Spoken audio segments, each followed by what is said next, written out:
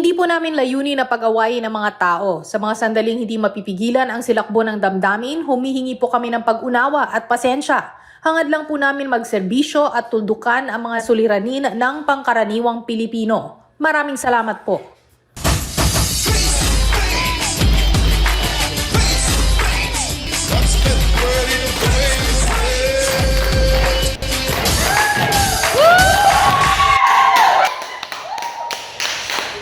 Hi mga kasawsawero at sawsawera! Problema sa produkto ating susolusyonan. Sino nga ba dapat ang managot dito? Huwag na natin paabutin pa sa demandahan. Harapin na natin sa face to face.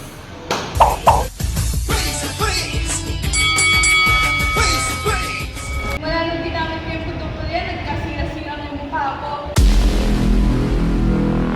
Sabi-sabi pa sila maganda yung produkto nila. Ano tingnan mo nangyari sa akin? Dapat yung kalagot dito!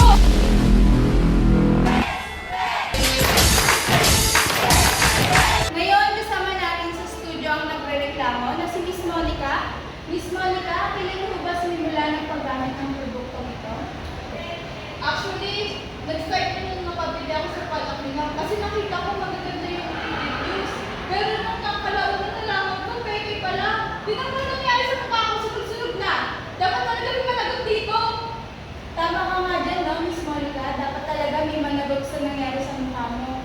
Ngayon kasama natin sa studio ang inirereklamo na may-ari ng produkto. Face to face! Face to face! Face to face! Face to face!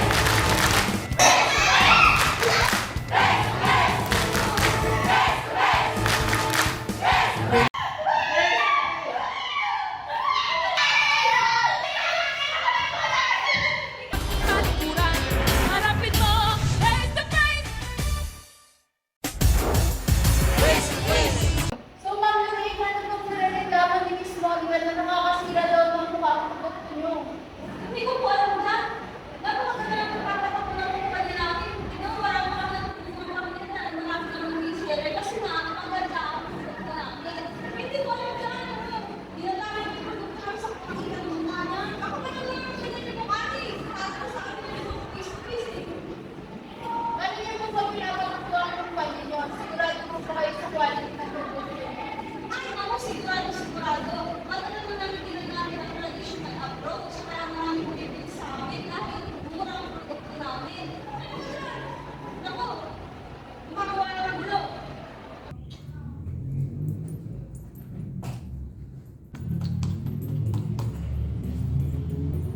Cleo, tumataas ng presyo ng raw materials natin. Kailangan natin maghanap ng ibang paraan para makapag-compensate. Nawawala na tayo ng business dito. I have a connection in China. We can connect there and see what will our agreement will be. Titignan natin, Cleo. Hello, this is Cleo speaking. We have agreed for a fixed price, cheaper than our previous supplier. Teka, Cleo.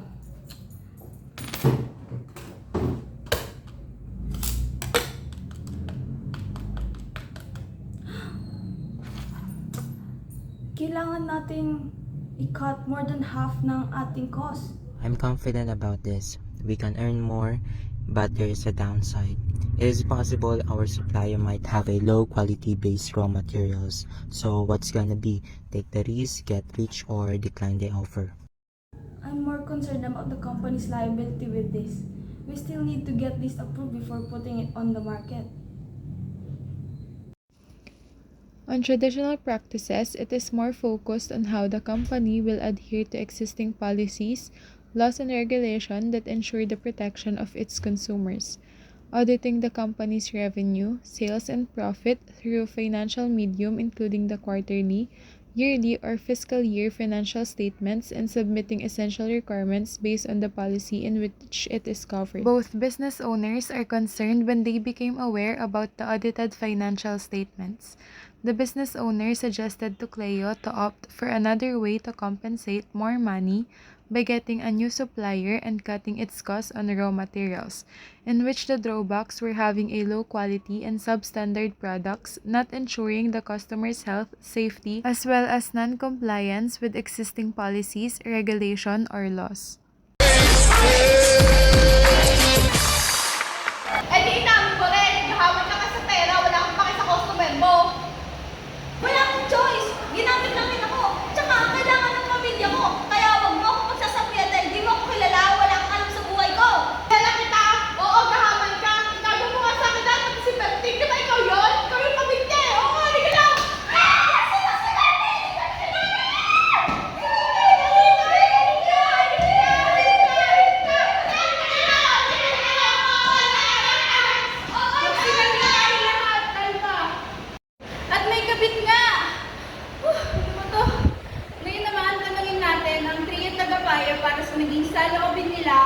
ginawa ng CEO ng Ganda Beauty & Co.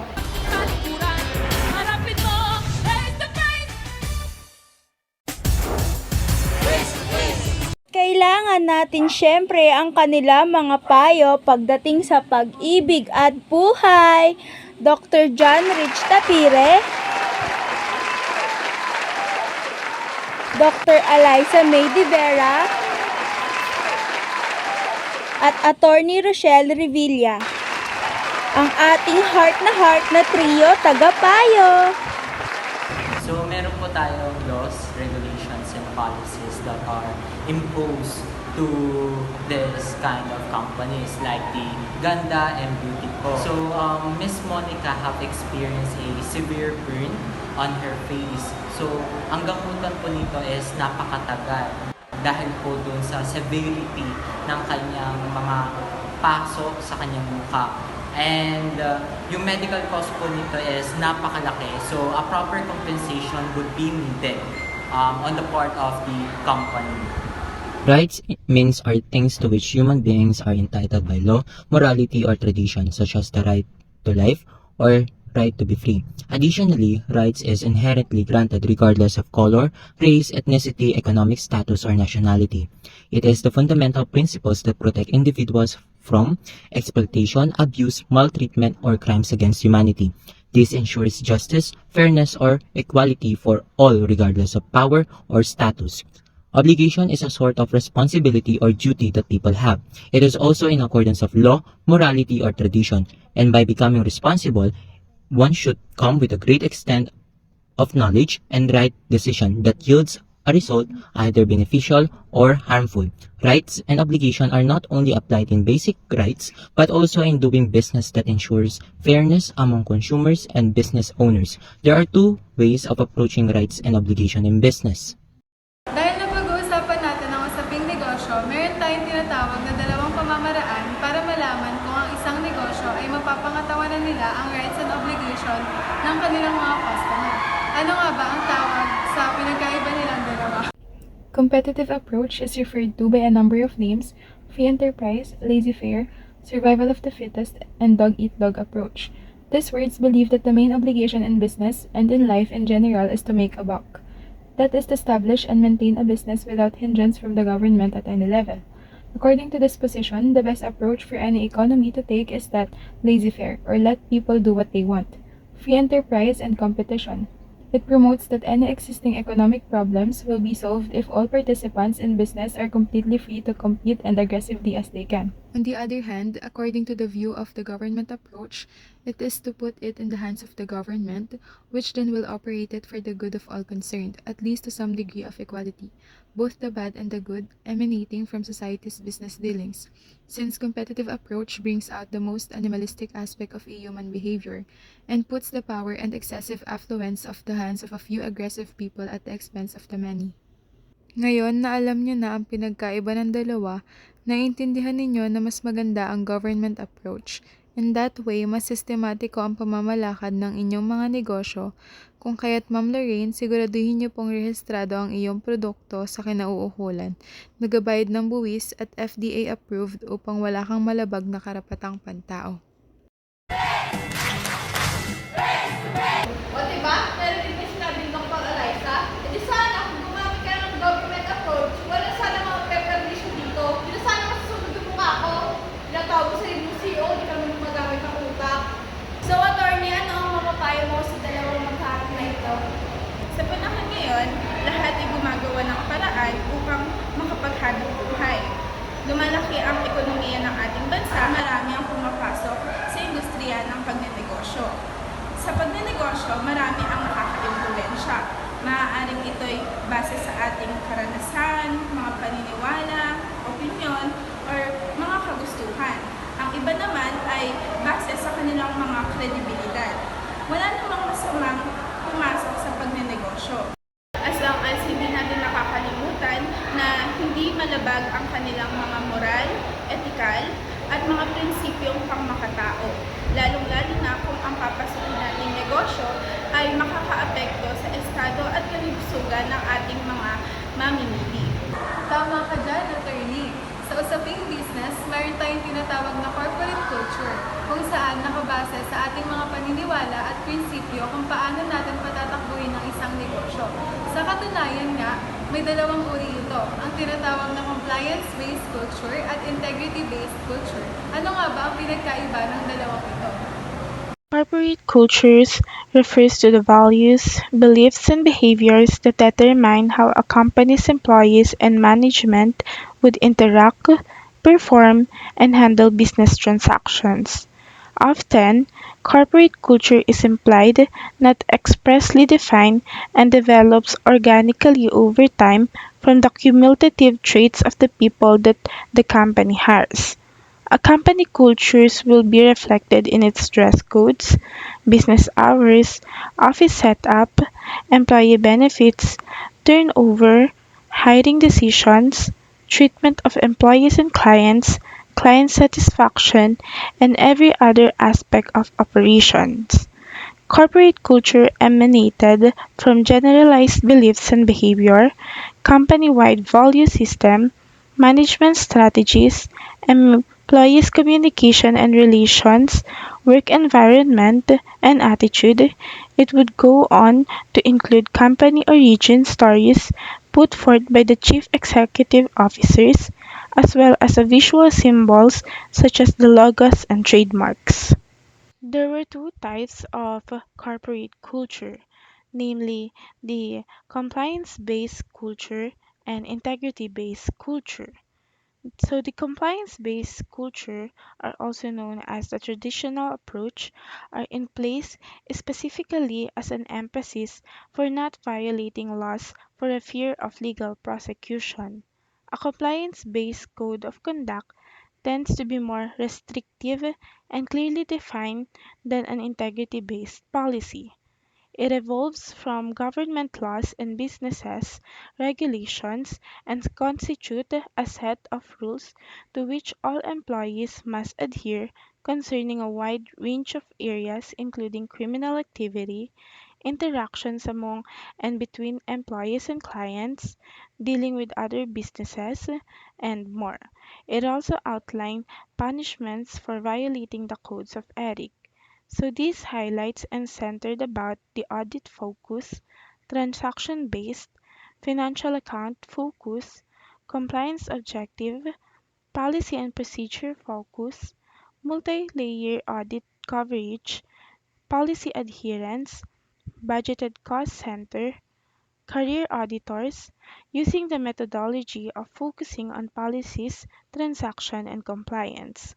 Whereas integrity-based approach, or also known as a progress approach, are in place as core principle for employees to do what is right based on their own moral compass.